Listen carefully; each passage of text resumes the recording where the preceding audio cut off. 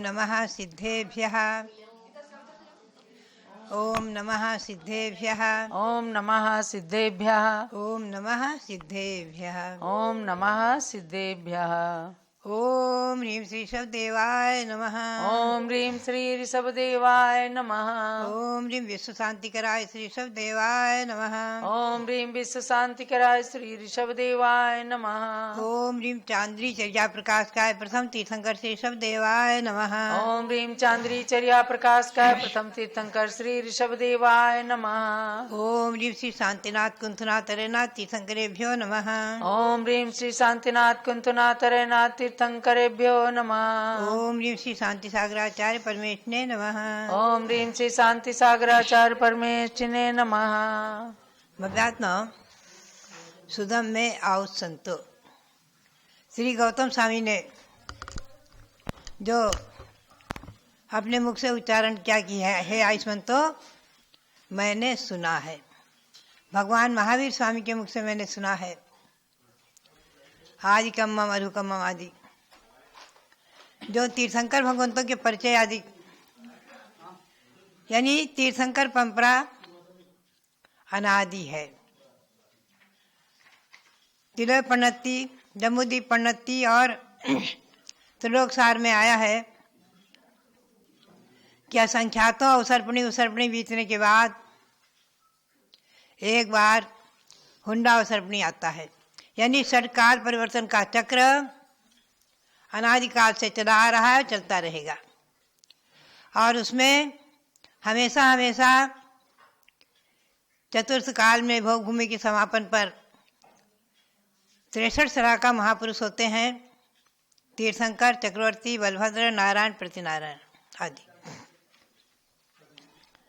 उन्हीं में से इस अवसर्पणी काल में भगवान शांतिनाथ 16वें तीर्थंकर, 5वें चक्रवर्ती एवं 12वें कामदेव भी हुए हैं। 3 पद के धारक हुए हैं। उन्हीं की स्तुति, उनकी भक्ति, उसी का विधान आप देख रहे हैं। उन्हीं में जो श्री पूज्यपाद स्वामी ने जो काव्य रचना की और जिसके प्रभाव से उनकी नेत्र ज्योति पुनः वापस आई। आज जो शांति भक्ति सैकड़ों लोगों के लिए वरदान बनी है, ऐसी शांति भक्ति का विधान जो कि 16 अर्घों में पूर्ण है, उसे आप देख रहे हैं, कर रहे हैं। कृतकारिता अनुमोदना से पुण्य का संचय कर रहे हैं। उसी के चौथे काव्य का अर्थ सुनेंगे आप। त्रैलोकेश्वर भंग लब्ध विजयात अत्यंत रौद्रात्मकान नाना जन्म शतांतरे सुपुरतो जीवस्य संसारिणः को वा प्रस्खलतीय केन विधिना कालो गृदावानलान नश्चाच्चेतो पाद पद्म युगलस्तुत्या पगावारणम। आचार्य देव कहते हैं, जैसे दावानल अग्नि भड़की हुई हो, भयंकर वनों में अग्नि भड़क रही है और उसके अगर नदी या जल की धार, मेघधारा आदि से जल की वृष्टि ही उसे बुझा सकती है और कोई नहीं बुझा सकता। उसी प्रकार से ये काल जो विकराल काल यानी मृत्यु, काल नाम से अपने यहाँ जैन परंपरा में कोई व्यक्ति विशेष नहीं है, कोई यमराज नाम से कोई व्यक्ति विशेष नहीं है। आयु कर्म की समाप्ति मृत्यु का होना, आयु कर्म की पूर्णता का होना, इसी का नाम है मृत्यु। ऐसी जो है मृत्यु, काल रूपी उग्र दावानल, ये कैसा है? त्रैलोकेश्वर भंग लब्ध विजयात, तीनों लोकों में अपना प्रभाव डाले हुए है, तीनों लोकों के जीवों को ग्रसित करता है। यानी तीनों लोकों में, अधोलोक, मध्यलोक और ऊर्ध्वलोक में कोई भी ऐसे नहीं है जो इस काल से, मृत्यु से बचे हो।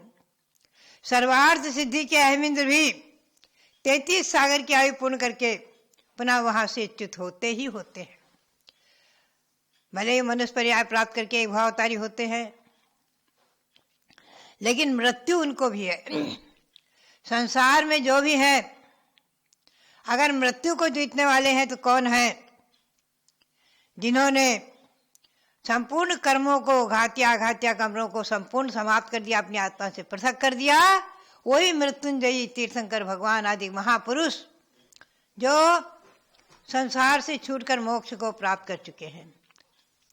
तो त्रैलोकेश्वर भंगलब्ध विजयात अत्यंत रौद्रात्मकान, जो अत्यंत रौद्र भयंकर रूप वाला ऐसा जो मृत्यु रूपी दावानल भड़क रहा है, सारे संसार को ग्रसित कर रहा है, ऐसी समय में सभी संसारी प्राणियों के सामने जो नाना जन्म शतांतरेषु, अनेक जन्मों से, अनंत जन्मों से, अनादिकाल से पीछे लगा हुआ है, उसको कौवा प्रस्कृति केन विधना, किस विधि से कौन उसे जीत सकता है? तो कहते हैं कि उस उग्र दावानल अग्नि में तव पाद पद्म युगल स्तुत्यापगा वारणम, आपके चरण कमल युगल की जो स्तुति है वही हुई एक आपका नदी, वही उस काल रूपी दावानल अग्नि को बुझा सकती है, और कोई नहीं बुझा सकता। यानी भगवंतों की भक्ति से मृत्यु को भी जीता जा सकता है। श्रीमान तुंगाचार्य ने भी इन्हीं शब्दों को दोहराया है, तामेव सम्यक उपलब्ध जयंती मृत्युम, हे भगवान आपको ही प्राप्त करके, आपकी भक्ति करते हुए आपको प्राप्त करके मृत्युम जयंती, मृत्यु को भी जीत लेते हैं। इसका हिंदी पद्यानुवाद आप सुनेंगे। त्रिभुवन जन सब जीत विजयी वन अति रौद्रात्मक मृत्यु राज, भव भव में संसारी जन के सन्मुख धावे अति विकराल। त्रिभुवन जन सब जीत विजयी वन, सारे तीनों के सभी लोगों को जीत करके जो विजयी हुआ है, ऐसा अति रौद्रात्मक जो मृत्यु राज है, भव में संसारी जन के सन्मुख धावे अति विकराल, भव में संसारी जीवों के पीछे दौड़ करके उन्हें ग्रसित कर रहा है। किस विध कौन बचे जन इससे, काल उग्र दावानल से, किस विध से, कौन विधि से, किस उपाय से इस काल रूपी उग्र दावानल से बच सकते हैं? तो कहते हैं यदि तव पाद पद कमल की स्तुति नदी बुझावे नहीं उसे, हे भगवान आपके चरण कमल की स्तुति ही नदी है, वो उसे बुझा सकती है। यानी आपकी स्तुति करते करते ये भव्य जीव स्तुत्य स्वयं स्तुति के योग्य पूज्य बन जाते हैं, और मृत्यु को भी जीतकर मृत्युंजयी सिद्ध अवस्था को, अपनी शुद्ध अवस्था को प्राप्त कर लेते हैं, कर्म बंधन से छूट जाते हैं, आयु कर्म से छूट जाते हैं। भव्यात्माओं, एक बात हमेशा ध्यान में रखें, जैन परंपरा के अनुसार आयु कर्म को कोई न घटा सकता न बढ़ा सकता है, बढ़ाना तो संभव ही नहीं है, और घटाया जा सकता है, अकाल मृत्यु हो सकती है। उसका नाम है अकाल मरण, कदली घात मरण। विष वेदन रत्तक खय भय सत्तक गहन संकले से हिम उत्साहाराणम निरोधो छिजदे आऊ। गोमरसार कर्मकांड में आया है कि विष खा लेने से, अकस्मात भयंकर वेदना उठ जाने से, रक्त क्षय हो जाने से, एकदम खून निकल गया, कोई घटना घटी एक्सीडेंट आदि से, भयंकर भय का समाचार सुन लेने से, शस्त्र लग जाने से, शस्त्र से घात हो जाने से, तलवार आदि के प्रहार से, अथवा संकलेश विशेष से, अथवा श्वासोच्छ्वास के निरोध आदि से आयु छिदते, आयु का अकाल में भी छिद जाती है। और उत्तर पुराण ग्रंथ में आया है कि महाभारत के युद्ध में, कौरव पांडवों के युद्ध में सबसे अधिक अकाल मृत्यु हुई है।